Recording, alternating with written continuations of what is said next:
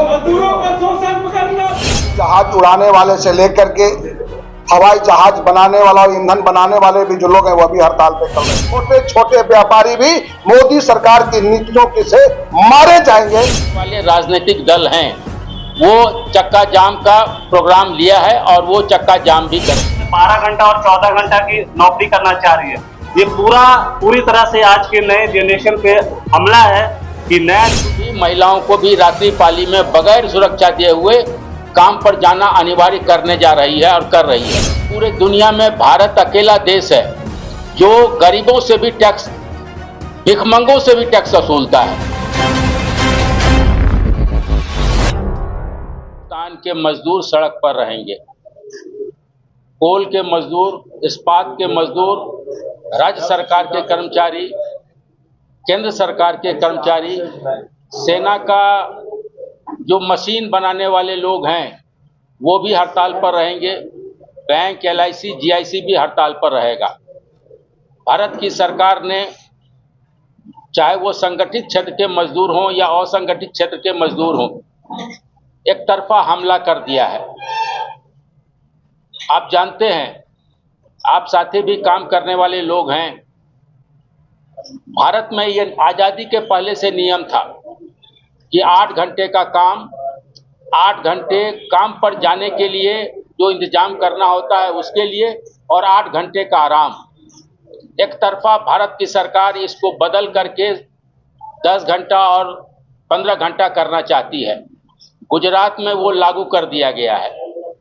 रात्रि पाली में महिलाओं को काम करने से पहले हम लोग परहेज करते थे, लेकिन सरकार ने वह भी महिलाओं को भी रात्रि पाली में बगैर सुरक्षा दिए हुए काम पर जाना अनिवार्य करने जा रही है और कर रही है। सरकार ने असंगठित क्षेत्र के मजदूरों पर हमला कर दिया है। उनकी आमदनी नहीं बढ़ रही है, महंगाई रोज बरोज बढ़ी जा रही है। महंगाई बढ़ने के कारण उनका मूल वेतन यानी परचेजिंग कैपेसिटी घट रही है लगातार। सरकार, आप जानते हैं, आपके पैसे से भी पैसा छीन रही है। आप और हम अपना पैसा बैंकों में जमा करते हैं। बैंकों में जमा पैसे पर सरकार टैक्स ले रही है। सरकार, हम जो पैसा, अपना पैसा निकालने जाते हैं उस पर टैक्स ले रही है। हम जो कोई सामान खरीदते हैं जीने के लिए, उस पर टैक्स लग रही है। आप जानते हैं, पूरे दुनिया में भारत अकेला देश है जो गरीबों से भी टैक्स, भिखमंगों से भी टैक्स वसूलता है। अकेला देश है पूरे दुनिया का। भारत सरकार जो जीवन रक्षक दवाएं हैं उस पर टैक्स लेती है। भारत सरकार हमको जिंदा रखने के लिए जो अनाज चाहिए उस पर भी टैक्स लेती है। एक तरफ सरकार कहती है कि हम 5 किलो अनाज देते हैं, वो अनाज वास्तव में उनको 4 किलो और उससे कम मिलता है नाप में। दूसरी तरफ जिनको वो दे रही है अनाज, उससे ज़्यादा पैसा टैक्स के रूप में उनसे वसूल लेती है। दूसरा सामान जो वो खरीदते हैं उस पर इतना टैक्स लेती है जो अनाज का दाम भी निकल जाता है। सरकार ने हमला किया है और अभी तो नया एक हमला और आया है कि सरकार नागरिकता भी छीनने का प्रयास कर रही है। सरकार अपने ही नागरिकों को नागरिकता छीनने का प्रयास वोटर के माध्यम से, वोटिंग में जो हेरफेर हो रहा है उसके माध्यम से करने जा रही है। और इसी क्रम में जो अनाज दे रही है अभी सरकारी आंकड़े के अनुसार 80 करोड़ लोग, तो वो संख्या भी घटने का दावा कर देगी। तो सरकार पूरे जनमानस पर, गरीब जनता पर, मध्यम वर्ग के लोगों पर हमला कर रही है। उसके खिलाफ सारे मजदूर 9 मार्च को हड़ताल पर जा रहे हैं, सभी सेक्टर के लोग। 9 जुलाई, 18 मार्च को यह फैसला हम लोगों ने लिया था, 9 जुलाई को हड़ताल पर जा रहे हैं। किसान विरोधी, जन विरोधी नीतियों के विरोध में पूरे देश के तमाम कर्मचारी, केंद्र सरकार के काम करने वाले हों या राज्य सरकार में काम करने वाले लोग हों, वो सब कल हड़ताल पे जाएंगे। हवाई जहाज उड़ाने वाले से लेकर के हवाई जहाज बनाने वाला और ईंधन बनाने वाले भी जो लोग हैं वह भी हड़ताल पे कल रहेंगे। बैंक, LIC, पोस्ट ऑफिस से लेकर के सब कर्मचारी हड़ताल पे रहेंगे।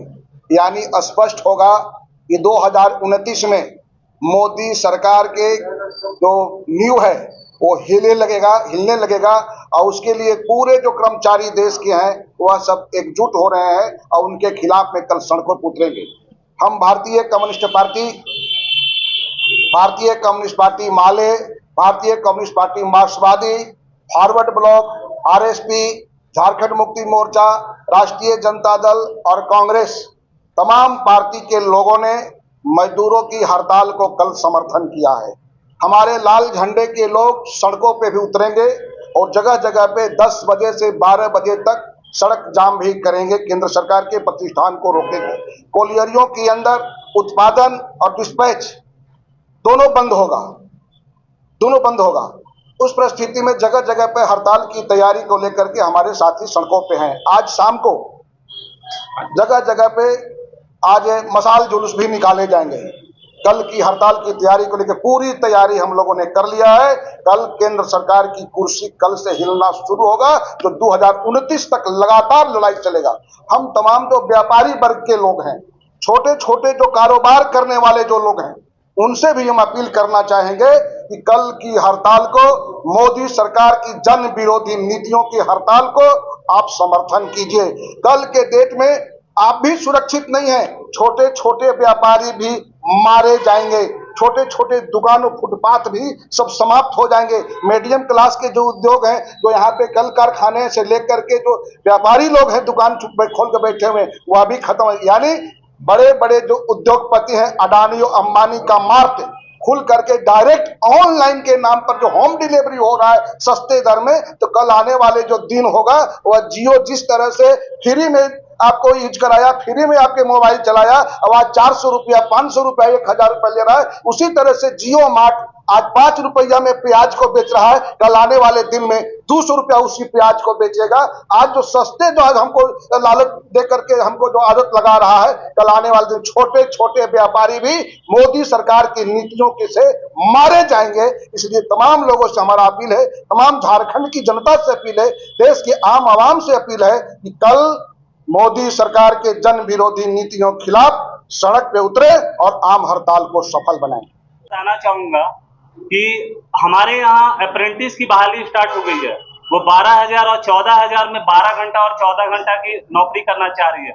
ये पूरी तरह से आज के नए जनरेशन पे हमला है कि नया रिक्रूटमेंट बहाली एक भी नहीं करना है। पूरे तरह से 12,000 और 14,000 में काम करेंगे और जो हक रखते हैं हमारे भाई बंधु बच्चे जो भी हक रखते हैं, बहन हमारी हक रखती है कि ये सरकार का अपना एजेंडा में था कि 2 करोड़ वैकेंसी हम निकालेंगे।